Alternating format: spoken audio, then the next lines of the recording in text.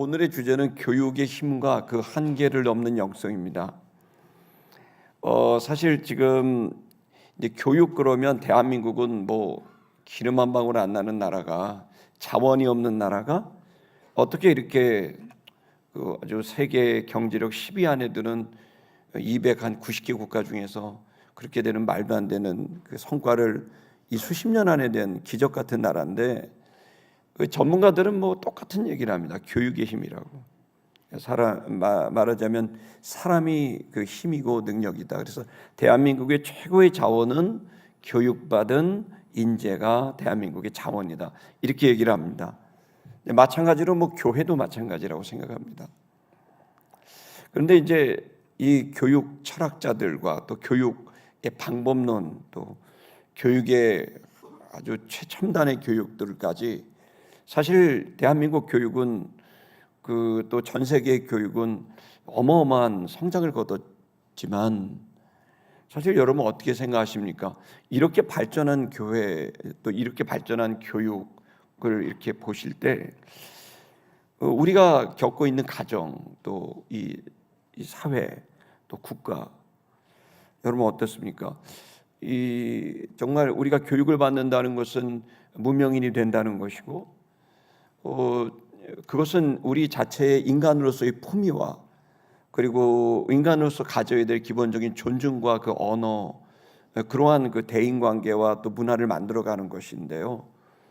여러분, 이렇게 최고의 교육을 받은 대한민국이 이렇게 거짓말과 막말이 많은, 존중한 것이 없는, 어제 그제도 저기 용산의 그 이마트 앞에 이렇게 갔는데, 정말 너무나 좋은 교육을 받은 사람들이 있을 텐데도 이렇게 보면, 제 자동차 앞에 마트 가서 이제 장 보고 나가려는데 앞에 이게 카트를 제 차 앞에다 이렇게 두는 거예요. 근데 그냥 가는 거예요. 그러니까 이제 제가 얘기를 할까 말까. 근데 제가 예전에 한번 그런 얘기했다 봉변을 당한 적이 있어가지고 얘기를 할까 말까 하다 하지 말자. 그리고 이제 제가 갖다 놓는데, 이게 좀 약간 스트레스 되는 거예요. 이게 미디어를 켜면, 또 사실 우리가 국회의원들 얼마나 귀한 분들입니까? 300명의 국회의원들, 사실 이분들이 선출직이기 때문에 하나님은 다 질서와 권위를 주시거든요. 하나님이 허락하지 않으면 지도자가 안 돼요. 근데 어느 날부터는 우리는 국회의원을 너무 무시해요. 존중하지 않는 거예요. 그분들이 잘했냐 못했냐는 두 번째고, 그분들이 가지고 있는 권위는 인정하고 존중해야 되는 게 마땅한 거거든요. 또 예를 들어 행정부의 뭐 대통령이나 또 여러 장관들이나 이런 분들도 뭐 너무나 국민들이 너무 쉽게 하는 거죠. 또 요즘엔 또 판사님들을 또 막 그렇게 하는데, 그분들이 잘하냐 못하냐 이런 거는 사실은 두 번째입니다. 우리는 기본적으로 하나님이 이 사회에, 이 국가에 중요한 역할을 맡겼다고 한다면 그 사람들 자체를 존중할 줄 알고 귀를 기울일 줄 아는 그러한 태도가 필요하다고 저는 생각합니다.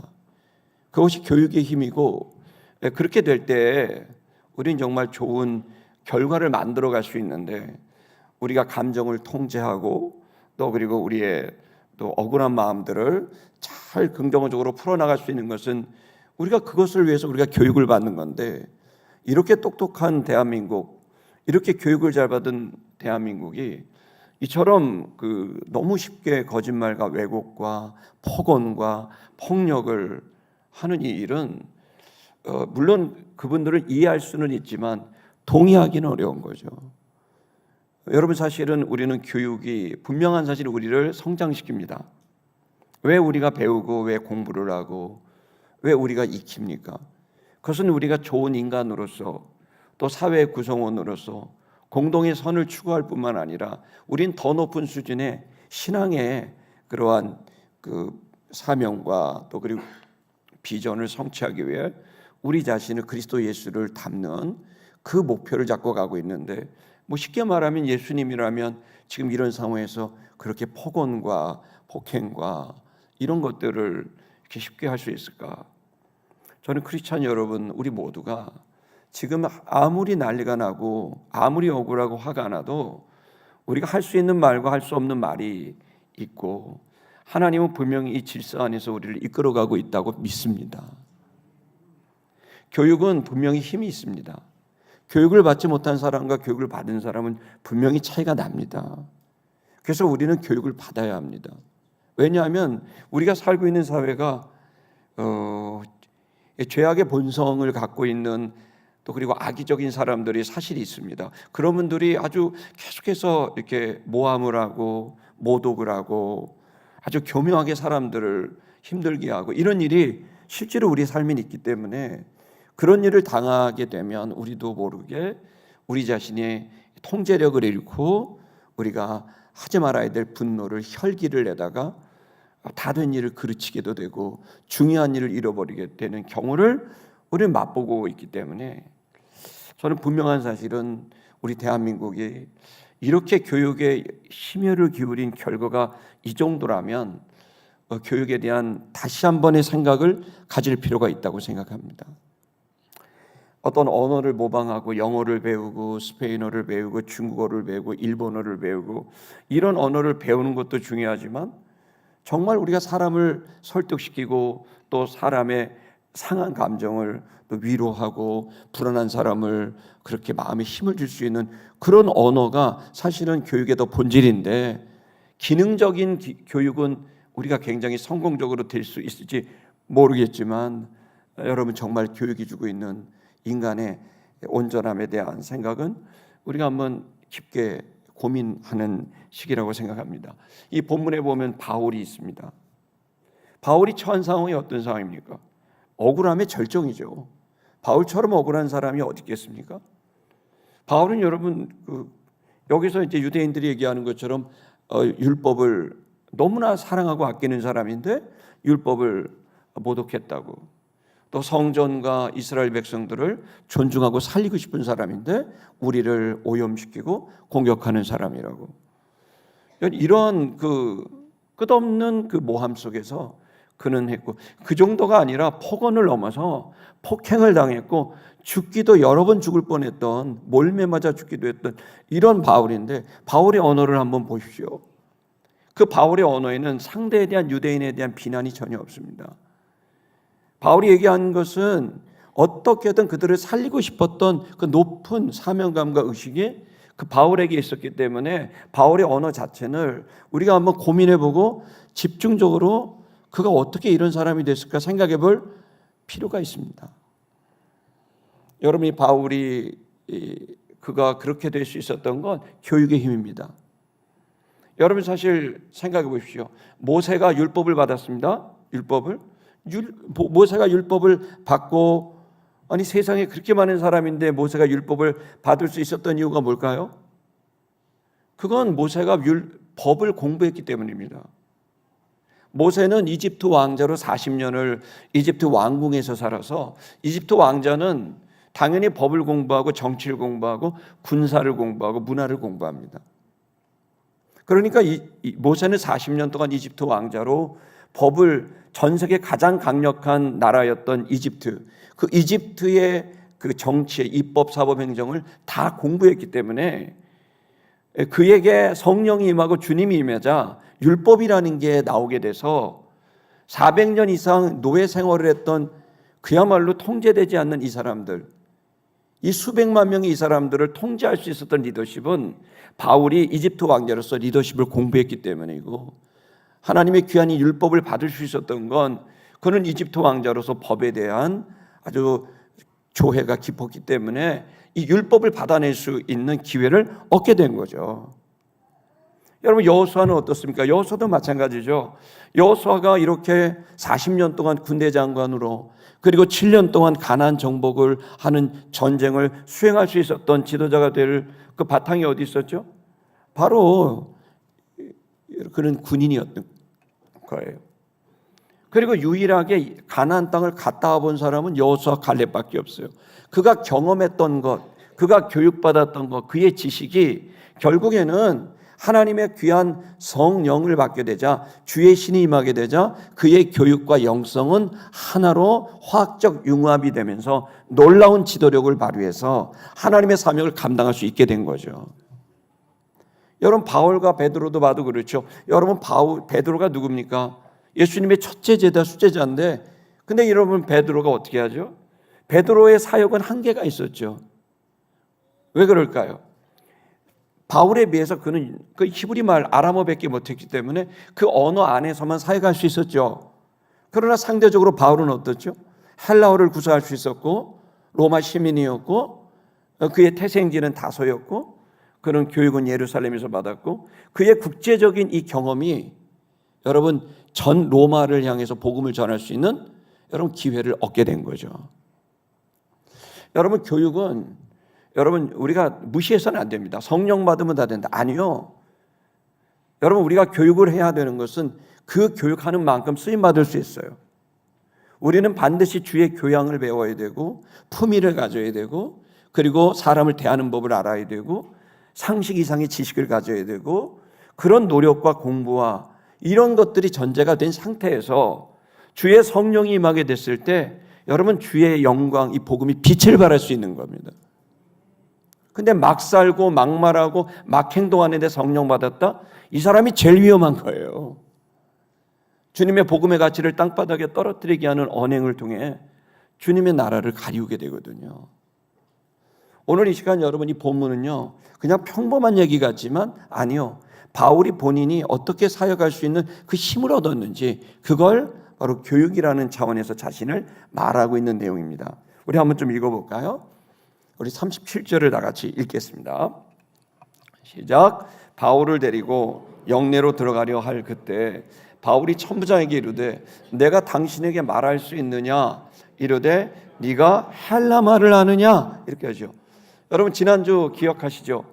지난주에 여러분 바울이 예루살렘 성전에 올라갔는데 또 거기서 또 모함하죠. 유태인들이 또 모함하고 또 뭐라고 모함하고 오해하죠? 이방인을 성전에 드리려고 한다. 성전을 오염시키려고 한다. 율법을 거역하는 자다. 또 모함하고 공격하는 거죠. 여러분 그렇게 됐을 때 바울을 쫓아냈습니다. 성전문을 딱 닫았습니다. 그럴 때 그걸로 끝났나요? 폭언을 하면서 나중에는 폭행을 했습니다. 바울이 이제 죽게 되는 일이 아슬아슬한 일이 벌어졌는데 그때 그 소식을 듣고 천부장이 군대들을 데리고 들어와서 그 일을 딱 막죠. 자 그러면서 이제 바울을 데리고 그러면서 이제 벌어진 일입니다. 여기 보시면 바울을 데리고 영내라는 거는 이 군대가 이제 그 머무는 군부대를 말합니다. 그 영내로 이제 데리고 들어가려고 합니다. 그러고 하는데 사람들이 계속 쫓아와요. 이 성전에서 영내까지는 대략 한 200m도 안 되는데 그 골목이 좁은 길에 유태인들이 꽉 들어차서 바울을 죽여라 막 소리치고 막 괴성을 지르면서 됩니다. 그러니까 이제 로마 군인들이 그 바울을 들쳐업고 말이에요. 그 골목을 빠져나가는데 바울이 잠깐 천부장에게 말합니다. 내가 당신에게 말할 수 있느냐라고 당신에게 이 사람들에게 말할 수 있는 기회를 줄 수 있느냐 이렇게 말합니다. 여러분 교육을 받은 거 아는 거예요. 이 상황에서 뭐 이규가 그랬다면 만약 그랬겠죠. 아이고 억울해서 못 있겠다. 나 말 좀 하게 해달라고 막 그러지 않았겠습니까? 근데 바울은 교육을 받았잖아요. 그럼 어떻게 해요? 조용하게 천부장에게 얘기를 하는 거죠. 천부장, 내가 말할 수 있도록 기회를 주겠냐? 근데 그 말을 뭘로 말해요? 아니 헬라 말로 말하니까 갑자기 천부장 깜짝 놀라는 거죠. 지금으로 헬라는 이제 코인의 헬라어인데요. 당시의 그리스 전역, 로마 전역이 공통어가 코인의 헬라어예요. 그냥 헬라어도 아니고 에티 헬라어도 아니고 코인의 헬라어인데 그 코인의 헬라어, 그 표준어를 쓴 거예요. 그러니까 이 보통 사람이 아닌 거죠. 이 시골 팔레스타인의 이 예루살렘에서 헬라 말을 들으니까 깜짝 놀랍니다. 천부장이 38절 읽겠습니다. 시작. 그러면 내가 이전에 소유를 일으켜 자객 4,000명을 거느리고 광야로 가던 애굽인이 아니냐. 이제 천부장은 오해하죠. 이건 이제 몇 년 전에 있었던 유태인 이제 애굽인인데 이 애굽 사람이 이스라엘에 들어와서 소유를 일으켰던 그런 일이 있었습니다. 그래서 그걸 유대인들이 너무너무 싫어해서 그 사람을 죽이고 싶어 했습니다. 근데 천부장은 이 상황을 잘 모르니까 그 사람이냐 네가, 왜냐하면 헬라어를 할 줄 아니까 그래서 혹시나 네가 그 유태인 그 소유를 일으켰던 유대인이 그렇게 싫어하는 그 사람이냐 이렇게 물어봅니다. 그러니까 천부장은 전혀 모르죠. 이 소라는 가운데 대화가 짧게 일어납니다. 39절 읽겠습니다. 시작. 아이고 39절.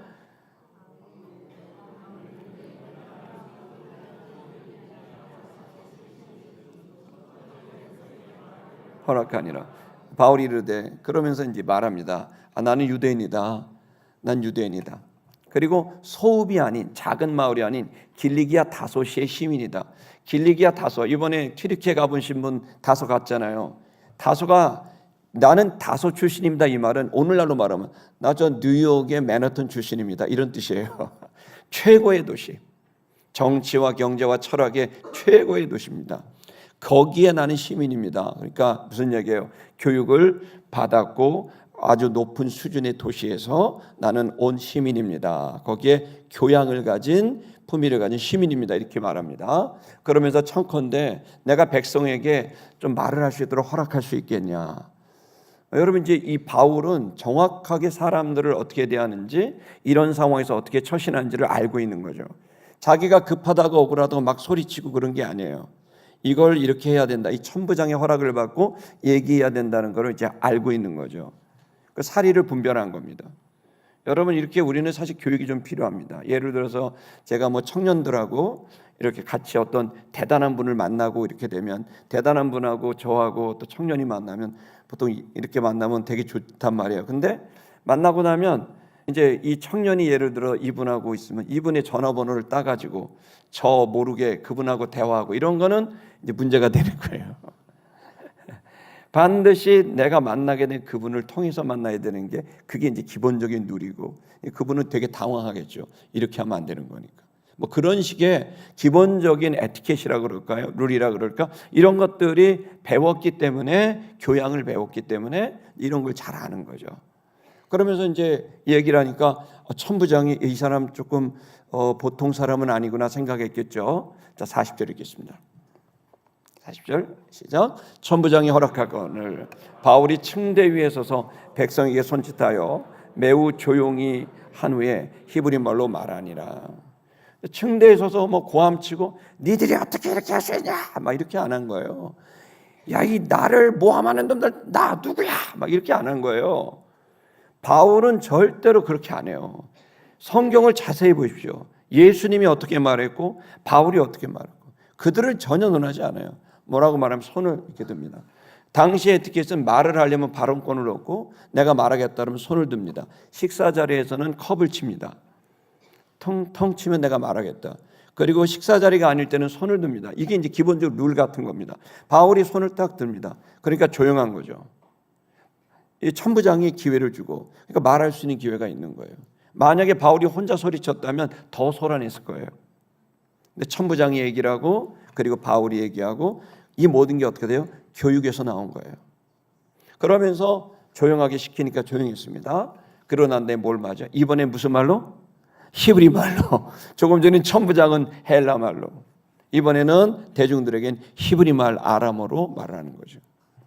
이 언어를 자유자재로 구사하고 있는 바울의 이 역량은 훗날 로마 전체를 복음화하는 가장 강력한 힘이 된 거죠.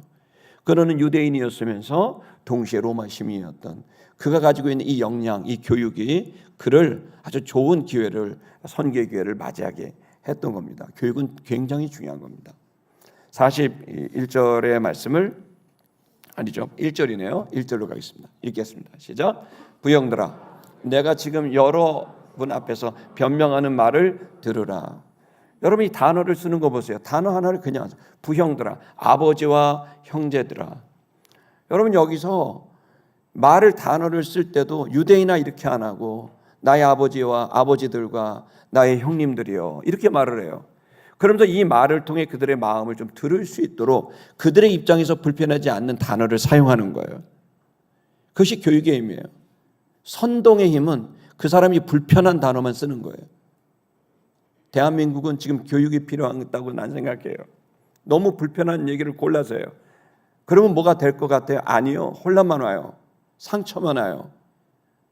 여러분 지금 대한민국은 새로운 시간을 들어갈 언어가 필요해요. 이거 여러분 판결 날 겁니다. 3월 초에 판결 나고 나면 딱 반쪽 날 겁니다. 찬성이든 반대든 난리가 나요. 이런 식의 언어는 여러분, 우리는 의로운 분은 주님밖에 없습니다. 아멘. 여러분 각자와 저는 의견이 있습니다. 저도 물어보려면 이번 이 탄핵과 관련돼 있어서 의견을 보면 저도 의견이 있습니다. 그러나 이것은 공적인 자료입니다. 분명한 사실은 우리는 진실을 추구하고 거짓은 부정합니다. 탐욕을 싫어하고 희생을 우리는 지지합니다. 그 부분에 대해서 이 절차와 과정을 통해 절차적 정의라고 흔히 표현하더라고요. 절차적 정의와 그 판결에 대해서 우리는 기대해야 됩니다. 모두에 말씀드린 대로 분명한 사실은 우리의 뜻대로 다 되지 않을 것입니다. 그럼에도 불구하고 우리는 이 과정에서 또 다른 시간 안에 또 가야 될 그러한 우리의 노력이 필요한 시대입니다. 이 바울이 단어를 쓰는 거 보세요. 부형들아. 그러면서 그들의 마음에 불편하지 않도록 이야기하고, 지금 여러분 앞에서 나는 변명을 하려고 한다. 여러분에 대해서 내 마음을 표현하려고 한다 말합니다. 2절 읽겠습니다. 그가 히브리 말로 말함을 듣고 더욱 조용한지라 이어 이르되. 그러니까 벌써 히브리 말로 말하니까 잘난 척하고 영어 써가면서 잘난 척하면서 헬라어 말했으면 그 뭔 소리야 그러면서 난리 났을 거라고요. 왜 우리였었어요? 바울이 가장 중요하게 그 의심받는 거는 이방인들 편을 들어서 이 히브리 우리 민족의 반대편에 서 있다, 이거를 얘기하니까 말 자체를 히브리 말로 사용하게 되고, 그러니까 친밀감이 생기게 되고, 그래서 여러분 사람들이 더 조용하게 됐다고 얘기하고 있는 거죠. 3절 읽겠습니다. 시작. 나는 유대인으로 길리기아 다소에서 났고 이 성에서 자라 가말리엘의 문화에서 우리 조상들의 율법의 엄한 교훈을 받았고 오늘 너희 모든 사람처럼 하나님께 대하여 열심히 있는 자라. 우리 원전 노트 한번 보여주시겠어요? 3절은 여기 보시면 나는 이런 사람이다 라는 거죠. 나는 유대인이다. 이걸 첫 번째 얘기합니다. 나는 유대인인데 어디서 나냐면 길리기아 다소에서 태어난 유대인이다. 여러분, 내가 다소 출신이지만 나는 유대인이 이방인이 아니라 나는 유대인입니다 라고 하는 자기 신분을 정확하게 밝히죠. 그리고 나는 이 성, 즉 예루살렘에서 자라났습니다. 태어나긴 다소에서 태어났지만 자라나길 또 예루살렘에서 또 교육을 받았습니다. 자, 그리고 나는 이 성에서 교육받았습니다. 누구에게 교육받았냐면 가말리엘에서 받았습니다. 가말리엘 시간 관계상 다 설명 못합니다. 한마디로 말하면 당대 최고의 학자입니다. 최고의 학자. 그 당대 최고의 학자가 가말리엘인데 그 문화생이었다. 여러분, 그 문화생이 되려면 아무나 못합니다. 그 문화생 아무나 안 받습니다. 가말리엘 해봐야 수십 명 수백 명 받지 않아요. 단 몇 명을 받는 거예요, 매년. 그 단 유대인 그렇게 똑똑한 사람들 중에 가장 똑똑한 사람들 다 몰리는데 단 몇 명 안에 들어오니까 여러분, 바울이 얼마나 천재적인 사람인지 아시겠죠? 지금으로 말하면 지금 학력고사로 말하면 학력고사 1등이에요. 이러한 천재적인 사람이었다는 거예요, 가말리엘. 나는 가말리엘 밑에는 문화생이었습니다. 그러면서 또 말하면 나는 엄하게 아주 그 열정적으로 교육을 받았고 우리 조상들의 율법, 유대인들이 가장 지금 바울에게 의심받고 있는 율법, 그 율법을 나는 공부한 사람입니다. 누구 밑에서? 가말리엘 밑에서. 그러면서 또 얘기합니다. 나에겐 열정이 있습니다. 열심이 있습니다. 그건 딴 게 아니라 하나님께 대한 열심이 있습니다. 누구처럼? 바로 여러분들처럼 여러분이 열정이 있듯이 나도 열정이 있습니다. 인정하거든요. 유대인들 지금 직전까지 바울 죽이라 그랬던 사람들이에요. 이 사람들에 대해서 바울을 없애라고 외친 사람들 향해서 여러분들처럼 그 열정이 나한테도 지금 있습니다. 하나님에 대한 열정이, 율법에 대한 열정이 나에게 있습니다라고 바울은 차분차분하게 이 언어를 이제 쓰기 시작하는 거죠. 우리 4절을 읽겠습니다. 4절 시작. 내가 이 돌을 박해하여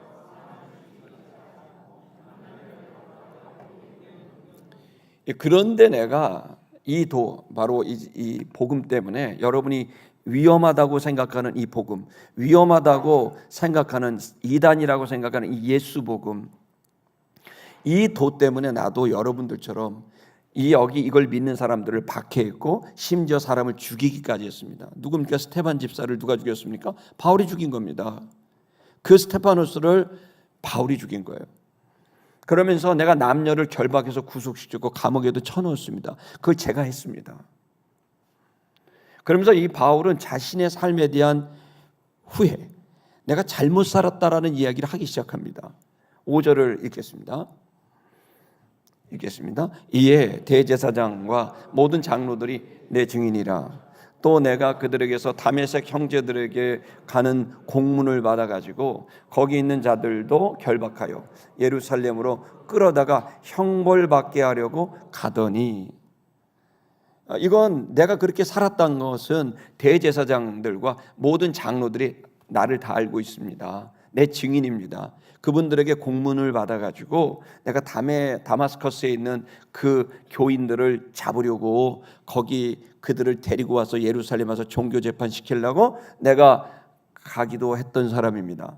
이 얘기는 무슨 얘기냐면, 나는 최고의 교육을 받았고 좋은 부모를 만났고 최고의 도시에서 살았고 최고의 선생님 돼서 교육을 받았지만 결국 나는 잘못된 길을 갔습니다.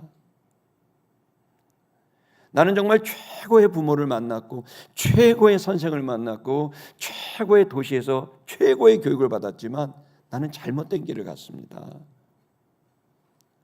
그러면서 본인의 솔직한 간증을 늘어놓기 시작하는 거예요.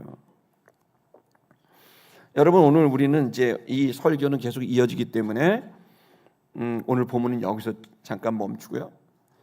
이 본문은 무엇을 얘기하냐면, 인간이 우리가 가지고 있는 교육은 분명한 힘이 있고 가치가 있지만 거기에 분명히 한계가 있다는 거죠. 그리고 이것을 결론부터 말씀드리면, 바울은 예수 그리스도를 만나기 전까지 나는 잘못 살고 있다는 것도 몰랐고, 그리고 그 잘못된 삶을 나는 열정적으로 하고 있었어요. 나는 그 예수 그리스도를 만남으로 인해서 내 영이 깨어나게 됐고, 드디어 나는 이 교육이 주지 못했던 나의 고민과 갈등, 그리고 나의 무지, 그리고 내 스스로 내 자신을 보지 못했던 그 무지에서 나는 자유로울 수 있었고, 나는 드디어 참된 길을 걸어갈 수 있게 됐습니다 라고 간증하는 게 여러분이 읽으시는 이제 21장의 말씀입니다. 여러분, 지금 우리는 지금 교육의 사회에서 우리는 자라왔습니다. 여기 사실 우리가 80이 넘으신 분들은 교육에 충분한 기회를 얻지 못했습니다. 그러나 여러분, 지금 이제 50대나 40대만 하더라도 정말 좋은 교육의 기회를 맞이하고 자라지 않았습니까? 우리 부모님들은 자신은 못 먹어도 학교 보내고 학원 보내고 자녀들을 교육시키려고 많은 애를 썼습니다. 근데 여러분, 이 교육의 결과를 우리가 이 사회를 지금 보고 있는 겁니다. 얼마나 많은 사기꾼과 얼마나 많은 이제 선동가들과 얼마나 많은 도덕과 윤리의 파괴자들이 있습니까? 여러분, 근데 이제 우리가 이걸 보면서 우리는 지금 대혼란, 아노미입니다. 아노미. 그야말로 그 대혼란에 우린 빠져 있습니다. 뭐가 진실인지 알지도 못하고 이제는 알고 싶지도 않습니다. 너무 필요해. 이제 그만 말해라.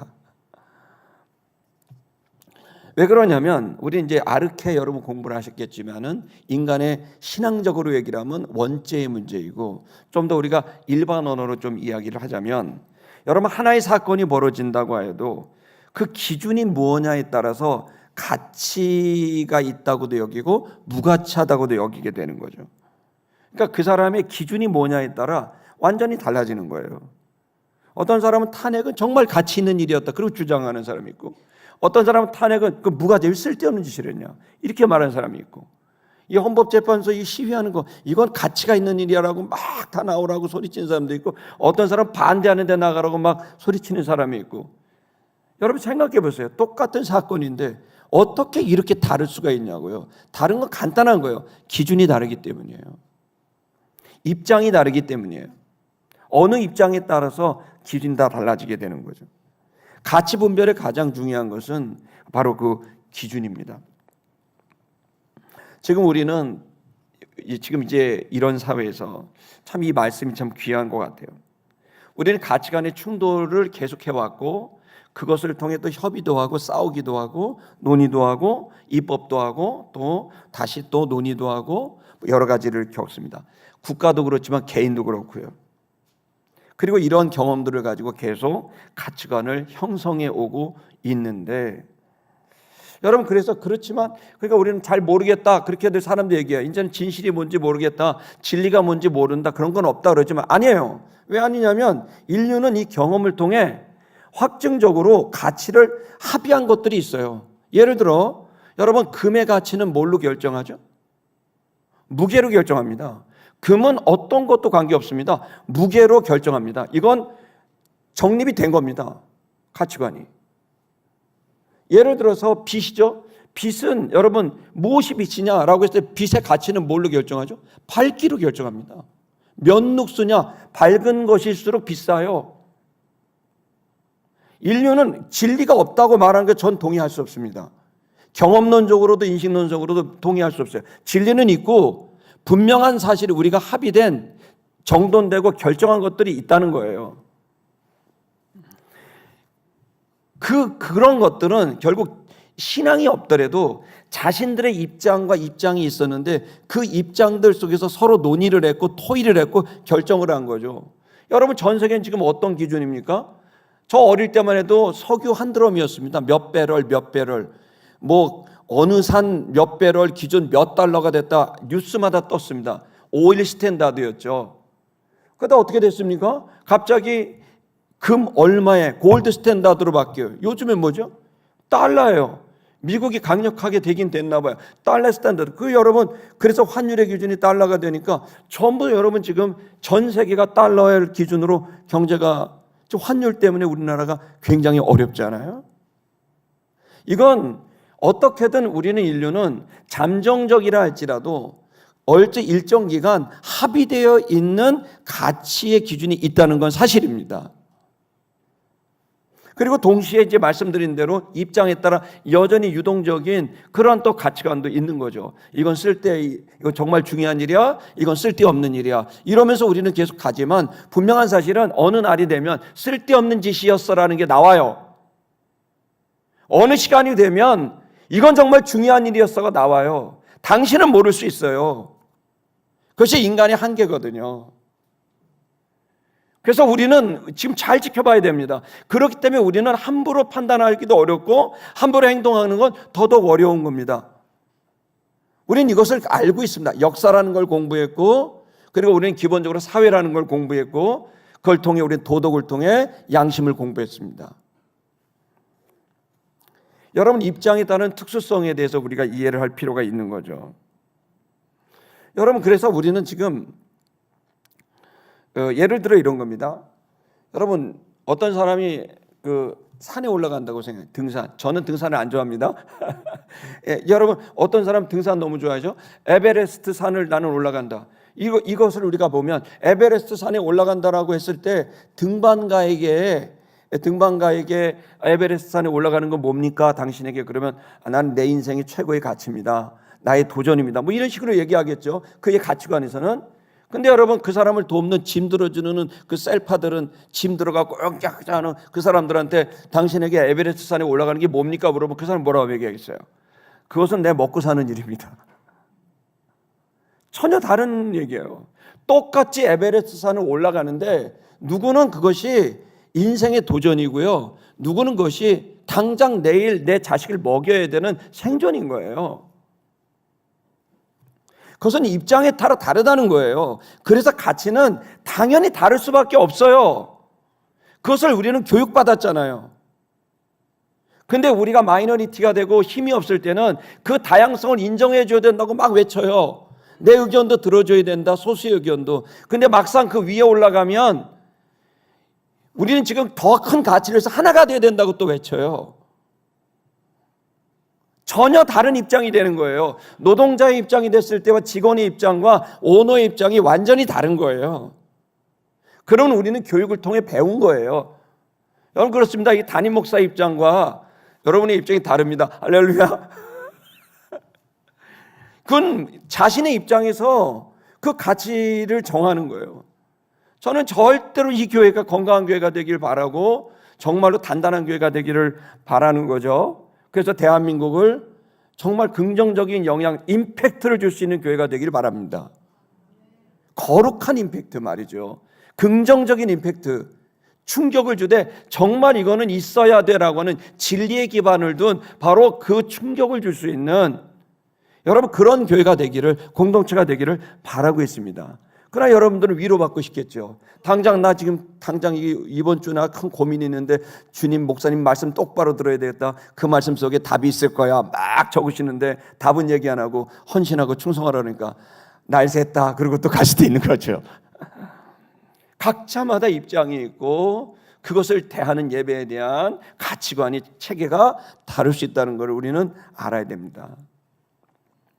여러분, 그렇기 때문에 우리는 지금 그런 입장 안에서 왜 교육이 중요한가? 이 교육은 그런 입장에 대해서 흔들리지 않고, 오해하지 않고, 오해를 당해도 흔들리지 않고, 여러분 미안하지만 우리는 평생 오해를 당할 거예요. 그리고 질이 좋지 않은 사람이 여러분 주변에 없으리라는 보장이 없어요.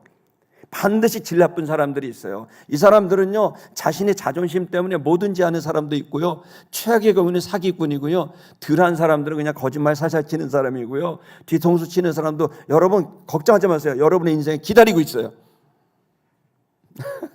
여러분 폭언과 폭행하는 사람 기다려요. 여러분 오늘 가다가도 지하철에서 예비하신 그 폭언과 폭행자를 만날 수도 있어요. 당황하지 마세요. 화내지 마시고, 아 그렇구나, 오늘은 이제 폭언자를 만나는구나, 카트를 내 차 앞에 이렇게 놔두고 가는 자유의 영혼을 만나는구나. 이 세상이 원래 그런 데잖아. 여러분 정글을 통과하는 사람이 안락한 아파트의 삶을 원하십니까? 여러분이 이 세상에 대한 규정, 여러분 자신에 대한 규정을 정하셔야죠. 성경이 말하잖아요. 온 세상의 사람의 내면의 영혼에 죄가 가득했고 그 죄로 인하여 인간은 자신을 신이라고 하는 오만에 빠졌고 그 자신의 입장에서 모든 것을 보고 그것이 진실이라고 주장하는 그러한 것이 쌓이고 쌓여서 혼란이 왔고 그 속에서 서로 상처를 주고 부모든 자식이든 남편이든 아내든 아무 관계없이 자기 입장에서만 막 쏘아붙이고 그리고 요구하고 넌 이렇게 하지 못했느냐, 자기 기준에서 말하는데 그 사람의 기준이 있는데 그건 들으려고도 하지 않는, 여러분 그래서 이 사회가 이렇게 엉망이 된 거예요.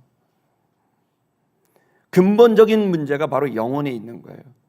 그래서 사실은 교육이라는 게 한계가 있는 건 이 영혼을 터치하지 않는 이상은 그 중심에 나라고 하는 것이 있는 한, 그 인본주의, 이 자아주의, 에고이스트, 이것이 있는 한 여러분 끝도 없는 충돌이 저와 여러분 앞에 기다리고 있는 겁니다. 그래서 여러분 우리는 이 상황에서 그러면 우리는 이걸 못 벗어나니까 그냥 계속 이러고 살아야 되고 염세주의자로 살아야 되느냐? 아니요. 교육은 분명히 우리를 이 상황을 어느 정도 넘어갈 수 있는 힘을 줄 수 있습니다. 바울과 같이 자신을 그렇게 모함하고 공격하는 사람이 있어도 거기에 흔들리지 않고 동요하지 않고 천부장을 향해 손을 들고 나한테 말할 수 있는 기회를 줄 수 있겠느냐? 너무나 젠틀하게 얘기를 하고 그리고 유대인을 향해서 손을 높이 들고 자신의 이야기를 차분차분하게 해나가는 이 바울은, 그 힘은 바로 교육에서 있었고 그 교육에 영성이 더하게 되니까 그는 강력한 힘을 가진 충격을 주는, 거룩한 충격을 주는 인재가 될 수 있었던 거죠. 성도 여러분, 우린 죽을 때까지 배워야 됩니다. 책을 읽으셔야 됩니다. 성경만 읽을 뿐만 아니라 인문학 책도 읽어서 인간을 알아야 되고 사회를 알아야 되니까 또 그것도 읽어야 됩니다. 세상 돌아가는 얘기도, 경제 얘기도 좀 읽어봐야 됩니다. 주식 얘기도 읽어봐야 됩니다. 세상에 돌아가는 중요한 사람들이 중요하게 여기는 주제에 대해서 여러분 그것을 읽는 교육이 필요한데 그것은 결국 여러분의 의견을 가지기는 하겠지만 거기에는 반드시 한계가 기다리고 있다는 것도 우리는 이해하고 교육을 우리는 힘을 기울여야 된다고 생각합니다. 근데 이 교육에 있어서 중요한 겁니다. 이 중요한 생각을 하나 가져야 된다. 그건 뭐냐면, 자 보십시오. 교육을 조금 전에 얘기한 대로 우리는 이걸 교육을 받으면 뭔가를 얻을 수 있다. 그렇게 하는 외재적, 교육 이외의 것으로 교육을 통해 뭔가를 얻을 수 있다라고 하는 그러한 바람에서 교육을 할 수도 있고, 또 하나는 교육 자체가 가치가 있어서 이 교육을 통해 교육을 받은 내가 성장할 수 있다라고 하는 내재적 가치로서 볼 수 있는 거예요. 이 외적인 자극과 내적인 자극이 하나가 됐을 때 교육은 엄청난 열매를 맺거든요. 그러니까 내가 내 안에서 내가 성장해야 된다라고는 이 열정과 욕구가 없는 사람은 아무리 외적인 게 들어가도 영향을 주지 못하는 거예요. 내 마음에 꽉 차서 나는 완고하고 나는 단단해서 내 생각 상처받아서 쓴뿌리가 돼서 나는 그냥 딱 내 생각은 이거야. 목사님 얘기 있지만 목사님은 뭐 그런 거고 나는 내 인생관이 있어 라고 하는 단단한 돌과 같은 사람한테 물을 아무리 부어보세요, 아무리 꿀물을 부어보세요, 아무리 미네랄 워터를 부어보세요, 줄리앙인가 그 프랑스 물 그 물 있어요. 그 비싼 물 그거 봐보세요. 돌 위에다가 아무리 부어봐야 다 흘러가죠. 스며들질 않아요. 아무리 좋은 물을 부어도, 아무리 아름답고 멋지게 찜통처럼 구워도 돌은 절대로 물을 흡수하지 않아요. 아무리 좋은 부모를 만나도, 아무리 좋은 선생님을 만나도, 아무리 좋은 도시에 아무리 좋은 교회를 다녀도 내가 바꿔보려고 하는 나의 한계점, 나의 임계점, 그 경계선을 넘으려고 하는, 내가 변화되어야 된다는 이런 마음을, 내재적 욕구와 내재적인 이 교육의 가치를 내가 생각하지 않으면 절대로 안 변해요. 여러분 이 강단에서 예수님이 설교해도 안 변할걸요. 바울이 여기 와서 설교를 해도 저 아멘 해야 되나 이럴걸요.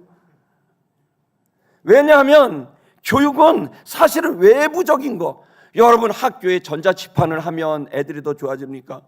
아니면 흑칠판을 하면 애들이 안 됩니까?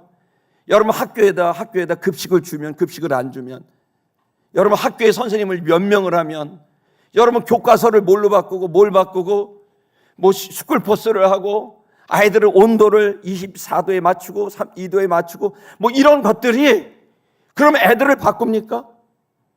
그거는 어느 정도 필요한 것은 있지만 절대로 그 외부적인 요인이 그 개인을 바꾸는 데는 철저히 제한적이라는 거예요.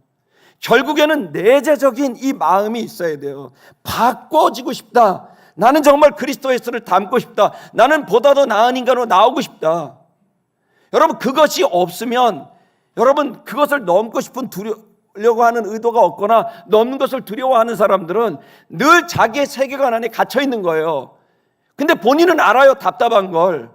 그리고 본인은 알아요, 넘고 싶은 걸. 그런 걸 말할 수가 없어요. 그럴 의사도 없고 그건 어떤 건지도 모르니까. 그건 마치 뭐와 같냐면 달걀 안에 있는 병아리 같아요. 제가 몇 주제 예를 든 것처럼 달걀 안에 병아리는 답답하죠. 자기가 커가는 거예요. 이제 이 세계관은 처음에는 너무 편했죠. 올챙이처럼 있을 때는. 근데 내가 점점 나오고 덩치가 크니까 이 계란은 너무 답답한 거죠. 어떻게 해야 돼요? 본능적으로 이걸 깨고 나가야 된다는 걸 아는데 그걸 시도하지 않으면 나올 수가 없어요. 근데 나오려고 보니까 부리는 연글지 않아서 아무리 깨도, 본능적으로 껍질을 깨도 껍질은 단단한데 부리는 연글지 않아서 다 구부려서 못 깨요. 계란이 흔들흔들할 뿐이에요. 그때 암탉은 품고 있다가 계란이 슬쩍슬쩍 움직이면 본능적으로, 직관적으로 얘가 나오려고 하는구나, 그렇게 알아서 이리 굴리고 저리 굴리다가 암탉이 톡 한번 쳐줘요. 그러면 계속 안에서 나가려고 치고 바깥에서 그걸 보면서 톡톡 한 번씩 쳐주면 결국에는 이 치는 과정 중에 부리가 단단해지고 이 치는 과정 중에 금이 갈라지고 그러면서 어느 순간 계란이 탁 터지게 된단 말이에요. 그러면서 새로운 세계관이 딱 열리는 거예요. 병아리는 한 번도 경험해보지 못한 새로운 세계를 보는 거예요. 병아리가 제일 어려워하는 게 뭔지 아세요? 눈 뜨는 거예요. 그전에는 암흑 속에 있었거든. 세상에 딱 나와보니까 눈을 못 뜨니까 병아리는 다 이러고 있어요. 며칠 동안 이러고 있는 거예요. 왜? 그 빛을 적응하지 못해. 그가 있었던 세계가 아닌 거거든. 그러나 병아리는 반드시 알을 깨고 나와야 돼요. 성도 여러분, 저도 그렇고 여러분도 그렇고 우리에게는 한계점이 있어요. 경계선이 있는 거예요. 그걸 깨고 나오지 않으면 우리는 끝없이 오해하고 끝없이 망상에 잡혀서 끝없이 피해의식으로 끝없이 숨어 다닐 거예요. 평안도 기쁨도 자유도 맛보지 못할 거예요. 이 시간 저는 여러분이 여러분 자신을 깨고 나오려고 하는 그러한 여러분 그 열망이 저와 여러분의 있기를 축복합니다. 그래서 여러분 우리는 그렇게 하려면 이 교육을 통해 뭔가를 얻을 수 있어. 이 교육을 하면 내가 토플 점수를 받으면 내가 어떤 학교를 들어갈 수 있어. 그러니까 이 공부를 해야만 여기를 갈 수 있어. 이걸 합격을 얻을 수 있어. 이런 식의 교육은 외제적 가치라고 할 수 있어요. 뭘 얻은, 외적으로 뭔가를 얻으니까. 근데 교육 자체가 가치가 있다는 생각은 현대인들이 안 하는 거예요. 그게 이 현대 교육의 가장 큰 문제예요. 교육 자체, 나는 배우고 있어라는 그 자체가 가치가 있는데, 그 배우고 있어라는 가치는 뒤로 하고 이걸 해서 뭔가를 얻어낼 수 있어라는 외제적 가치에 초점을 두는 거예요. 그러다 보니까 교회 안에서 우리 중고등학교, 우리 아까 좀 간증한 친구가 고등학교 학생인데 예를 들어 이런 거죠. 야, 너 공부하기 싫지? 야, 고3만 지내도 대학만 들어가 봐. 그럼 막 데이트하고 놀 수 있어. 그런 식의 공부가 어떻게 공부가 돼요? 그러니까 애들이 똑똑한데 진짜 이 공부, 수학 속에 담겨져 있는 우주, 수학 속에 담겨져 있는 철학, 그 수 속에 달려있는 그 철학이나 이런 건 아예 개념이 없어. 오로지 점수를 내기 위한 게 되니까 그 점수를 맞은 애가 그 점수는 맞지만 금방 다 잊어버리는 거예요. 진짜 공부는 안 하는 거야. 진짜 내 내면을 철학과 수학과 그리고 내 내면에서 가져야 될 성장은 뒤로 한 채, 본질은 뒤로 한 채 그 과정을 겪고 나면 뭔가를 얻으니까 그것만 자꾸 신경 쓰는 거야. 그러니 교육이 이제는 수단인 거예요. 어느 학교 나왔어? 왜 중요해요? 그 학교 나와서 뭐예요? 뭔가를 할 수 있다고 생각하는 거죠. 무슨 자격증이 있어? 스펙이 뭐야? 이런 것들을 생각하는 거예요. 이제 교육은 오염됐다고 봐요. 이제 우리는 너무 교육을 이용해요. 교육의 본질은 존재가 온전해지는 겁니다.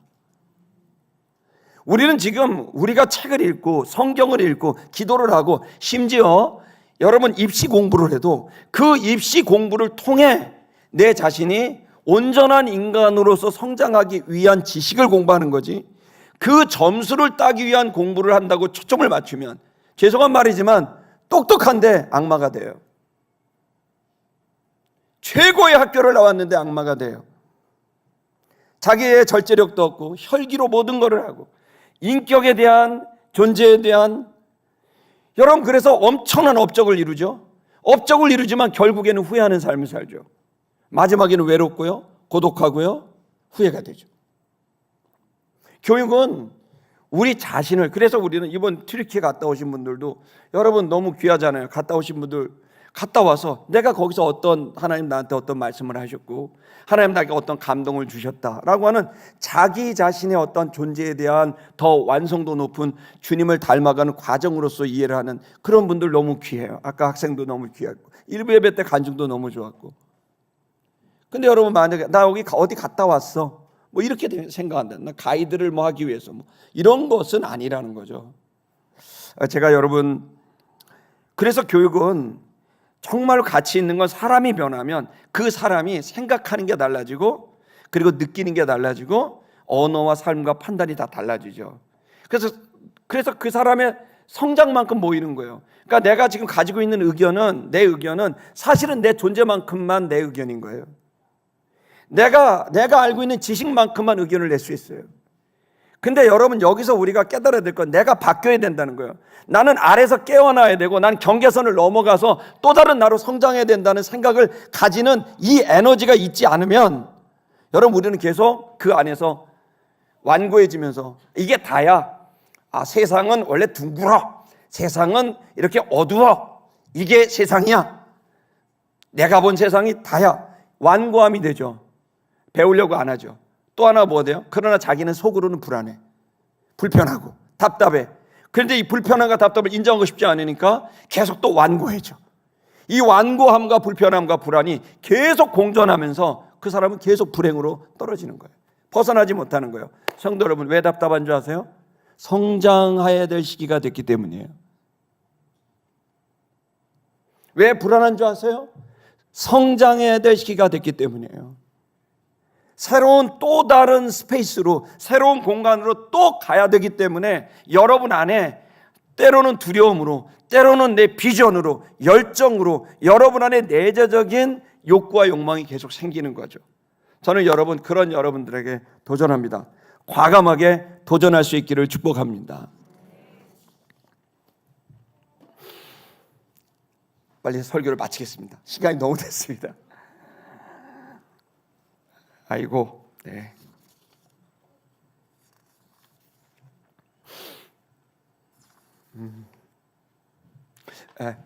결혼을 내겠습니다. 오늘 순서가 이렇게 많은지 잘 몰라가지고 말씀을 드리면 바울은요, 이 정말 좋은 교육을 받았어요. 저는 우리 시티 미션 교회 성도들이 좋은 교육을 받으신 분들은 감사하시고, 또 좋지 못한 교육을 받으신 분들은 지금이라도 늦지 않았으니 지금이라도 교육을 시작하셨으면 좋겠습니다. 우리는 끝없이 배워야 됩니다. 공부해야 됩니다.